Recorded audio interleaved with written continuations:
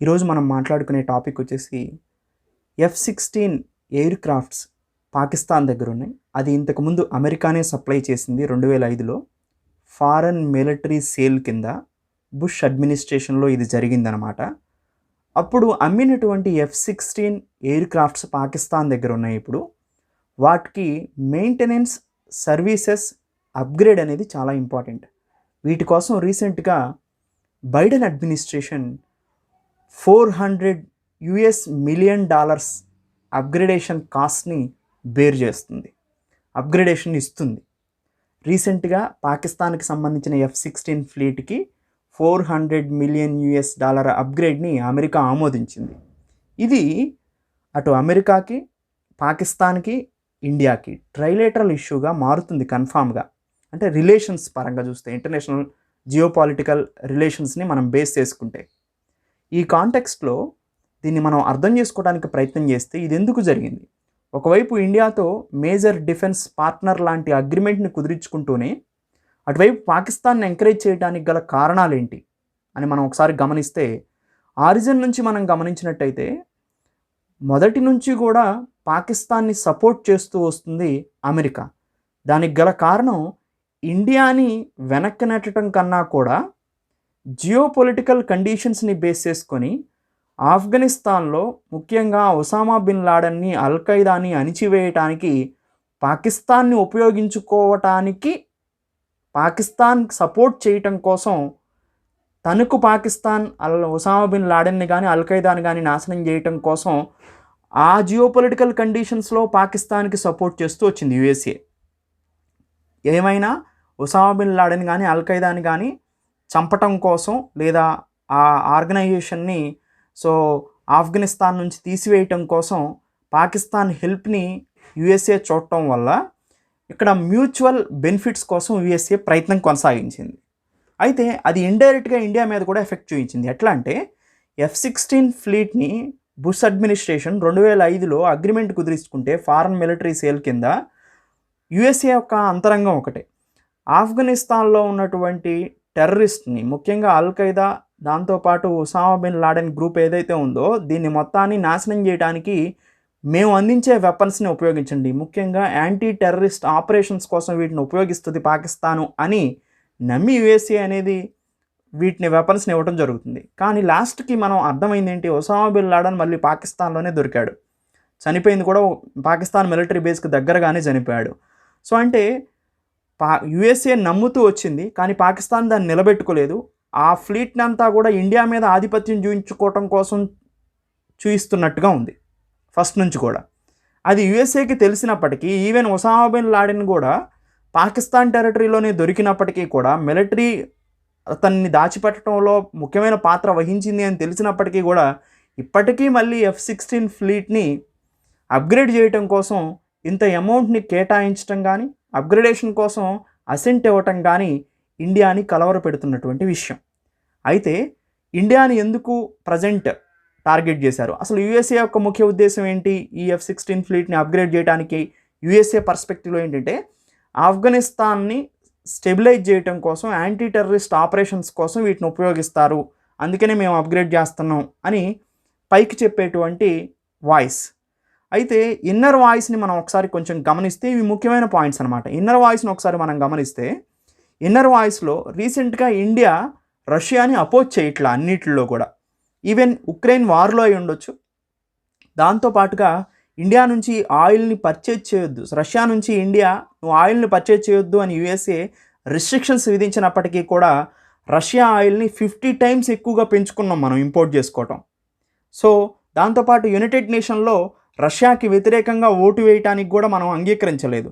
ఎందుకంటే రష్యా మనకి ఎప్పటి నుంచో క్లోజ్ రిలేటెడ్ పార్ట్నర్ అనమాట. అంటే సింపుల్గా చెప్పాలంటే ఈవెన్ యుఎస్ఏ కన్నా కూడా యుఎస్ఏ తన ధోరణిని అప్పుడప్పుడు మార్చుకుంటూ ఉంటుంది. ఇట్లా F-16 అప్గ్రేడ్ చేయడం కానీ అదర్ యాక్టివిటీస్ చేస్తూ ఉంటుంది పాకిస్తాన్కి సపోర్ట్గా. కానీ రష్యా ఎప్పుడూ కూడా ఇండియాని ఇరుకుని పెట్టడానికి కానీ, ఇండియాని defence and strategic point of వ్యూలో, తర్వాత జియో పొలిటికల్ ఇష్యూస్లో, ఇంటర్నేషనల్ ప్లాట్ఫామ్స్ మీద ఇండియాని ఇబ్బంది పెట్టడానికి ఎప్పుడూ కూడా రష్యా ముందుకు రాలేదు. అంతే, మనకి ట్రూ ఫ్రెండ్షిప్ని రష్యాతో మనం కొనసాగిస్తూ వస్తున్నాం ఓల్డెన్ డేస్ నుంచి కూడా. కానీ యూఎస్ఏతో ట్రూ ఫ్రెండ్షిప్ మాటలకే ఉంది కానీ చేతల్లో ఎప్పుడూ కూడా అది కనిపించలేదు. ఈవెన్ S-400 డీల్ని మనం రష్యాతో కుదుర్చుకున్నాం. యాంటీ మిసైల్ డిఫెన్స్ సిస్టమ్ ఇది. So advanced anti missile system. దీన్ని మనం ఒక 5 పర్చేజ్ చేయడానికి రష్యాతో అగ్రిమెంట్ కుదుర్చుకున్నాం.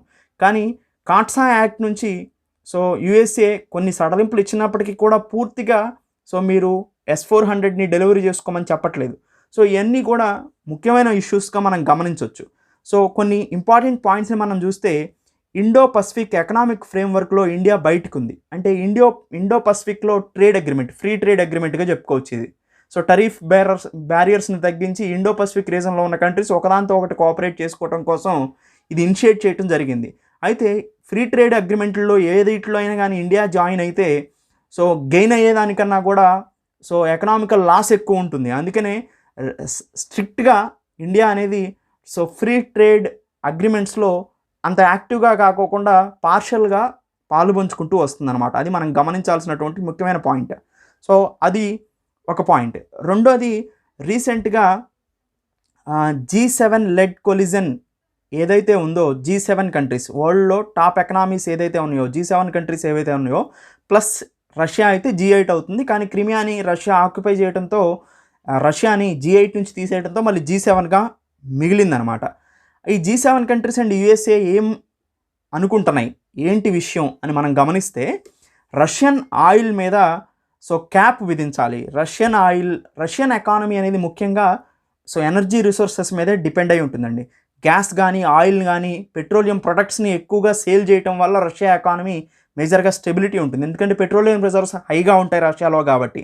ఈవెన్ గ్యాస్ని రష్యా సో యూరోపియన్ యూనియన్ మొత్తానికి కూడా మ్యాక్సిమం సప్లై చేస్తూ ఉంటుంది. అంటే energy security, European energy security కానీ వరల్డ్ ఎనర్జీ సెక్యూరిటీ కానీ రష్యా మీద కూడా చాలా వంతు డిపెండ్ అయి ఉంది.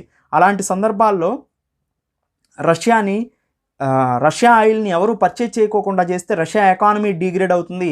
ఆటోమేటిక్గా తను ఉక్రెయిన్ మీద చేసేటువంటి ప్రయత్నం ఎప్పుడైతే ఎకనామికల్గా వీక్ అవుతారో జియోపొలిటికల్గా కూడా వీక్ అవడానికి అవకాశం ఉంటుందన్నమాట.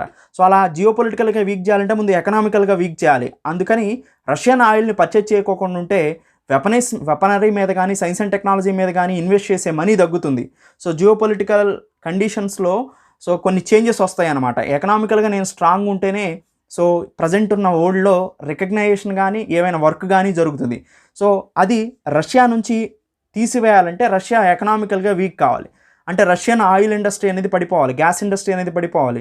సో అలా శాంక్షన్స్ విధించినప్పుడు ఆటోమేటిక్గా ఉక్రెయిన్ నుంచి బయట రావటం కానీ జియోపొలిటికల్ కండిషన్స్లో సో ఛాలెంజెస్ చేయకోకుండా ఉంటుంది అమెరికాకి. ఇది అమెరికా యొక్క హిడెన్ ఎజెండా. సో దాన్ని కూడా మనం G7 లెడ్ యూఎస్ఏలో కూడా అంటే G7 కంట్రీస్ అన్నీ కూడా రష్యన్ ఆయిల్ మీద క్యాప్ విధించాలన్నప్పుడు కూడా ఇండియా సపోర్ట్ చేయలేదు. ఇది సెకండ్ పాయింట్. థర్డ్ పాయింట్ మనం చూస్తే సో ఇండియా రష్యాతో ఎనర్జీ టైస్ని ఇంకా ఇంక్రీజ్ చేసుకుంది. ఇంతకుముందు ఇంపోర్ట్ చేసుకునే ఆయిల్ కన్నా కూడా 50 టైమ్స్ మోర్ ఆయిల్ని మనం ఇప్పుడు ఇంపోర్ట్ చేసుకుంటున్నాం. ఎందుకంటే రష్యాతో మనకున్నటువంటి ఫ్రెండ్ రిలేషన్స్ వల్ల అదర్ కంట్రీస్తో పర్చేజ్ చేసినప్పుడు కన్నా కూడా రష్యన్ ఆయిల్ ఇంకా మనకి చీప్గా రావడానికి అవకాశం ఉందన్నమాట. సో ఇది థర్డ్ పాయింట్. ఫోర్త్ పాయింట్ ఏంటంటే యుఎన్ ప్లాట్ఫామ్ మీద యుఎస్ఏ మూవ్ చేసినటువంటి రిజల్యూషన్స్కి రష్యాకి వ్యతిరేకంగా అంటే ఉక్రెయిన్ని ఆక్యుపై చేయడం అనేది ఇది సరైన చర్య కాదు. సో రష్యా మీద చర్యలు తీసుకోవాలి అని యుఎన్ ప్లాట్ఫామ్ మీద ప్రతిసారి రిజల్యూషన్ తీసుకొచ్చినప్పుడు ఇండియా దాన్ని సో అపోజ్ చేస్తూనే వచ్చింది. సో ఇది ఒక fourth important point. So fifth point, ఇంకొక మోస్ట్ ఇంపార్టెంట్ పాయింట్ ఏంటంటే షాంఘై కోఆపరేషన్ ఆర్గనైజేషన్ జరుగుతుంది. సో రీసెంట్గా జరగబోతుంది. ఈ షాంఘై కోఆపరేషన్ ఆర్గనైజేషన్ మీటింగ్లో 8 కంట్రీస్ ఉంటాయి, including Pakistan and India. Central Asian countries ఉంటాయి. దీంట్లో రష్యా అండ్ చైనా కూడా ఉంటాయి. సో ఉజ్బెకిస్తాన్, కజకిస్తాన్, తుర్కమెనిస్తాన్ ఇవన్నీ కూడా ఉంటాయి అన్నమాట. మొత్తం 8 కంట్రీస్ ఉంటాయి షాంఘై కోఆపరేషన్ ఆర్గనైజేషన్లో. సో ఈ Shanghai cooperation organisation RATS treaty అనేది ఒక మోస్ట్ ఇంపార్టెంట్ ట్రీటీ. ఇది అంటే యాంటీ టెర్రరిజానికి సంబంధించినటువంటి ట్రీటీ అనమాట. రీజనల్ యాంటీ టెర్రరిజం స్ట్రక్చర్ అంటారు రాట్స్ ట్రీటీ అనేది ఈ షాంఘై కోఆపరేషన్ ఆర్గనైజేషన్లో ముఖ్యమైన ట్రీటీ. అయితే ఈ షాంఘై కోఆపరేషన్ ఆర్గనైజేషన్లో రష్యా అండ్ ఇండియా కూడా ఉన్నాయి కాబట్టి ఈ మీటింగ్ జరిగితే వీళ్ళు సో బయలాటరల్ మీటింగ్స్ కూడా జరగబోతాయి. సో ఫర్దర్గా వచ్చే ఈ Shanghai cooperation organisation so within 1 month లోపల ఇది మొత్తం జరుగుతుంది కాబట్టి. సో అంటే ఇవన్నిటిని దృష్టిలో పెట్టుకొని ఇండియా రష్యాకి సపోర్ట్ చేస్తుంది అనే ఉద్దేశంతో కూడా ఈ డెసిషన్ని ఇప్పుడు తొందరగా తీసుకొని ఉండొచ్చు, F-16ని అప్గ్రేడ్ చేయడం అనేది. కానీ ఇండియా F-16 అప్గ్రేడ్ చేసినంత మాత్రాన వెనక్కి తగ్గడానికి అవకాశం లేదు. రష్యాతో మనకి ట్రూ ఫ్రెండ్షిప్ ఉంటుంది కాబట్టి సో రష్యా వెపనరీయే ఇప్పుడు మనం డిఫెన్స్లో ఉపయోగించే 90% వెపనరీ. వీటి అప్గ్రేడ్ కన్నా సర్వీస్ కన్నా రష్యా మీద ఎప్పటికైనా డిపెండ్ కావాల్సిందే. Even S-400 missile defence system అనేది most advanced anti missile defence system. దీన్ని మనం రష్యా దగ్గర నుంచి పర్చేజ్ చేయాల్సిన అవసరం ఉంది. దాంతోపాటు 5th జనరేషన్ ఎయిర్ క్రాఫ్ట్ను కూడా రష్యా ఇండియా సో డెవలప్ చేయడానికి అవకాశాలు ఉన్నాయి. దాంతోపాటు స్పేస్ టెక్నాలజీలో సాలిడ్ కానీ లిక్విడ్ ఫ్యూయల్ ఇంజన్స్ డెవలప్మెంట్లో కూడా రష్యా పాత్ర సో చాలా గణనీయంగా ఉంది. క్రయోజెనిక్ ఇంజన్ మనం డెవలప్ చేసుకున్నాం. స్పేస్ టెక్నాలజీస్లో, రాకెట్ టెక్నాలజీస్లో, మిసైల్ టెక్నాలజీస్లో వీటన్నిటిలో కూడా రష్యా మనకు సహాయం చేసిందన్న విషయాన్ని మనం మర్చిపోకూడదు. ఈవెన్ డిఫెన్స్ కానీ సైన్స్ అండ్ టెక్నాలజీ విషయంలో రష్యా చేసేటువంటి పాజిటివిటీ ఇండియాకి చెప్పుకోదగింది. దాంతోపాటు సో ఓల్డ్ ట్రెడిషనల్ రిలేషన్స్ కూడా కంటిన్యూ అవుతూ వస్తుంది. ట్రూ ఫ్రెండ్షిప్ రష్యా ఇండియాతో కొనసాగించింది. అందుకనే USA ఎన్ని జిమ్మిక్కులు చేసినప్పటికీ కూడా రష్యా ఇండియా ఫ్రెండ్షిప్ ఎప్పుడూ స్ట్రాంగ్గానే ఉంటుంది. దీన్ని ఈవెన్ మన ఫారెన్ మినిస్ట్రీ అయిన ఎస్ జయశంకర్ కూడా అప్హెల్డ్ చేస్తూ వచ్చారు. రష్యాకి చాలా ప్రాముఖ్యత ఇచ్చుకుంటూ వచ్చారు.